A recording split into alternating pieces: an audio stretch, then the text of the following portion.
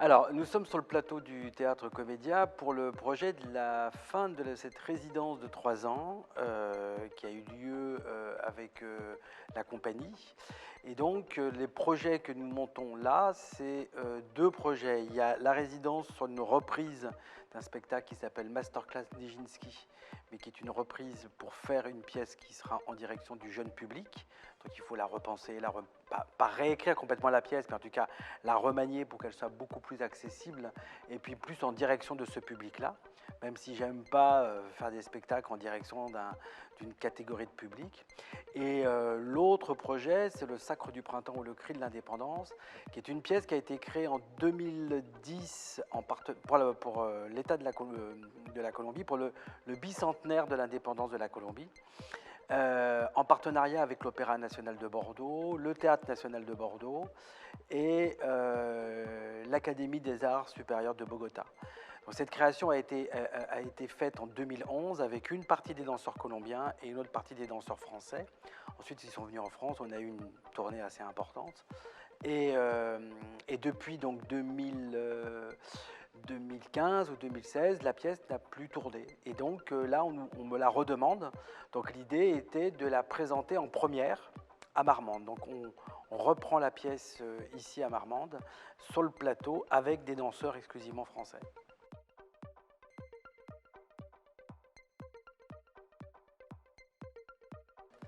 Sur les trois créations, ça s'est à chaque fois extrêmement bien passé. Alors en plus, ce qui est bien, c'est qu'il y a eu une espèce de progression d'année après année. C'est-à-dire qu'on est arrivé la première année avec une pièce, on va dire, qui était quand même une pièce plus familiale. Donc Masterclass Nijinsky avec un comédien, 4 danseurs. Une pièce qui convoquait l'esprit de Václav Nijinsky, qui a marqué l'histoire de la danse contemporaine dans le monde entier. Donc c'était un spectacle qui était, on va dire, un spectacle familial.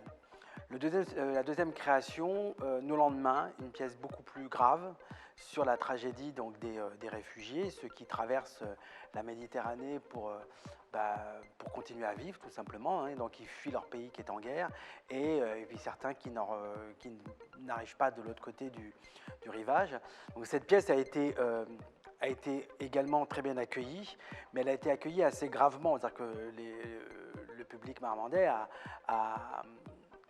pour celui qui n'était pas habitué à l'heure de la danse, s'est aperçu que la danse contemporaine, ça pouvait être aussi ça. C'est-à-dire qu'on pouvait être aussi bouleversé, aussi effondré par une pièce dans laquelle il n'y a pas de texte, il n'y a pas de parole, il n'y a pas de mots, mais il n'y a que des choses à ressentir. Et puis surtout, où il comprenait parfaitement ce qui se passait. Donc il y a eu effectivement un très bel accueil, et donc du coup, on est monté en puissance, puisqu'on n'a jamais vu une danseuse étoile noire à l'Opéra de Paris. Du coup, on a eu beaucoup plus de monde à cette représentation-là. Un sujet bien plus compliqué. Pièce qui a été très difficile à monter, puisque politiquement, on m'a plus ou moins empêché de la faire, cette pièce, en tout cas de traiter ce sujet-là. Parce que c'est une pièce qui traite du mécanisme du racisme institutionnel et qui refait l'histoire de la colonisation, tout simplement. Donc là, le public, je crois qu'il s'en souvient encore, puisque après la représentation, il y a eu cet échange, il y a eu ce qu'on appelle ce bord plateau, où j'ai trouvé les questions extrêmement pertinentes, très pertinentes, et un public qui avait quand même pas mal de références. Donc ça voulait bien dire que les propositions qui ont pu être faites avant ce spectacle-là, elles n'étaient pas vraiment existantes. Et quand on le confronte à quelque chose qui parle de sa propre histoire, parce que Marmande a une histoire aussi avec l'immigration. Hein. Il y a vraiment quelque chose, il y a quelque chose de très transgénérationnel, et donc ça racontait aussi de leur vie, d'une tranche de leur vie, mais on va dire sur le mode très artistique, puisque les interprètes dansaient, jouaient, chantaient, ne sortent jamais du plateau, tous opèrent à vue, et puis tout est factuel. C'est-à-dire que là, sur ce spectacle-là, on ne peut pas dire que c'est vrai ou pas vrai, c'est scientifique. Et d'ailleurs, je remercie énormément Marmande, qui a été la ville qui a vraiment pris le risque de le faire, vraiment. Parce que l'Opéra de Paris a téléphoné quand même Théâtre de Marmande quand on était en création pour se plaindre. Moi, j'ai reçu des mails d'insultes, voilà, mais c'est normal. C'est-à-dire que, alors aujourd'hui, ça serait ridicule, puisque maintenant, ça y est, le débat est lancé à l'Opéra de Paris, ça y est, véritablement. On est en train donc vraiment de mettre ce sujet-là sur la table. Pourquoi? Et en même temps, ce qui est très drôle, c'est que cette pièce, puisque vous l'avez vue, elle ne traite pas véritablement du problème de l'Opéra de Paris. C'est le titre qui, effectivement, qui donne la couleur, si je puis dire, et qui pose le ton. Mais à aucun moment, je fais le procès de l'Opéra de Paris.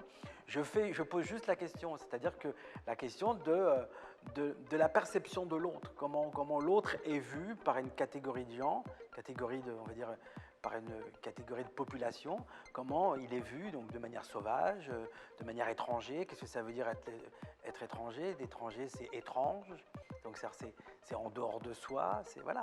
Donc cette pièce, elle parle de ça, et donc la danse, elle n'est pas exempte de cette problématique-là. Il y a des danseurs noirs qui rentrent à l'Opéra de Paris, en tout cas à l'école. Qu'est-ce qui se passe entre le moment où ils sortent de l'école et le plateau?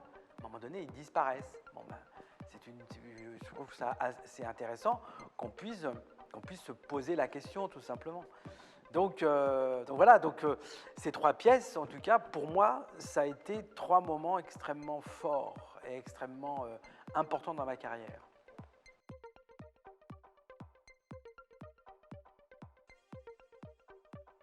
Alors, moi, en tout cas, ma façon de travailler a changé, ça c'est très clair. Ma façon de travailler a changé, ma façon de percevoir de percevoir mon art a aussi changé. C'est-à-dire que jusqu'alors, j'étais dans un travail de création, de recherche, mais sans vraiment, je dirais, il y avait deux espaces. Il y avait mon espace de recherche et puis l'espace du public. Et là, aujourd'hui, j'ai l'impression que l'un nourrit l'autre et que moi, je suis obligé de plus en plus de me nourrir des populations, des gens, d'être de plus en plus en contact avec eux, d'être de plus en plus, je dirais, en interaction avec eux, pour à un moment donné, effectivement, pouvoir faire surgir de moi cette pièce. Et surtout, quand je dis cette pièce, c'est ce projet artistique, mais surtout, ça permet aussi aux danseurs de pouvoir se nourrir dans leur façon d'interpréter. C'est-à-dire que je dirais que ce que m'a apporté Marmande, c'est, moi personnellement, mais pas seulement, je pense que les danseurs aussi, c'est qu'on ne se considère plus, c'est pas qu'on se considérait, on avait peut-être la sensation, mais totalement inconsciente, d'être une communauté à part, et qu'on était un vecteur, voilà. Et ça, moi, je l'ai combattu, c'est-à-dire que c'était vraiment, je savais qu'on le vivait et que moi, je voulais m'en affranchir totalement, parce que la question de la domination est quelque chose qui me préoccupe beaucoup. Et nous, les artistes, on a toujours été en position de domination, une espèce de position de supériorité. Et donc, je trouve ça très, très prétentieux de convoquer des gens pour leur dire on va vous expliquer, on va vous montrer, et vous allez regarder et vous allez écouter. Et ça, c'est quelque chose que je trouve totalement insupportable. Et notre société, aujourd'hui, la preuve, c'est que les Gilets jaunes, c'est bien ça, c'est une réaction à ça. C'est-à-dire que la classe dominante a toujours dit à une autre classe, vous allez nous écouter. Nous, on sait, vous ne savez pas, et donc vous devez faire. Et pendant longtemps, les gens ont fait, parce que les gens ont cru. Mais à un moment donné, ils se sont rendus compte que c'était vraiment à leur détriment et que surtout, c'était une façon aussi de les empêcher de penser. Et à force de les empêcher de penser, les gens, ils se sont, on va dire, enfoncés dans une espèce de précarité. Et cette précarité-là, à un moment donné, ils ont voulu en sortir parce que, je dirais, la puissance des médias aujourd'hui, la puissance d'Internet, a fait que cette génération-là, elle a un capital de savoir qui est largement supérieur à celle de nos parents et même à la nôtre quand on était jeune. Donc aujourd'hui, on ne peut plus raconter tout ça. Donc ça ne marche plus. Les artistes qui arrivent avec des sujets extrêmement conceptuels et ultra philosophiques, c'est très bien. Moi, je pense qu'il faut que ça existe. Mais ça doit exister dans des espaces qui sont faits pour ça. Mais on ne peut plus, effectivement, raconter la belle histoire et dire aux gens vous allez être en contact avec une œuvre absolue, une œuvre d'art, et laissez-vous imprégner de cette œuvre. Non. Je me laisse imprégner par quelque chose, effectivement, qui, à un moment donné, me touche, me parle.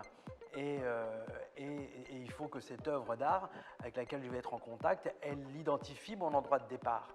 Voilà. Donc ça, j'en ai vraiment pris conscience ici, beaucoup plus dans les autres villes où j'étais en résidence. Mais surtout, ce qui a été bien, c'est que ça a vraiment façonné autrement ma façon de travailler et ma façon de présenter les choses. Donc je vois bien que là, le curseur est complètement déplacé et que mon chemin aujourd'hui, il est vraiment ailleurs. Maintenant, je prends une autre direction et les danseurs aussi.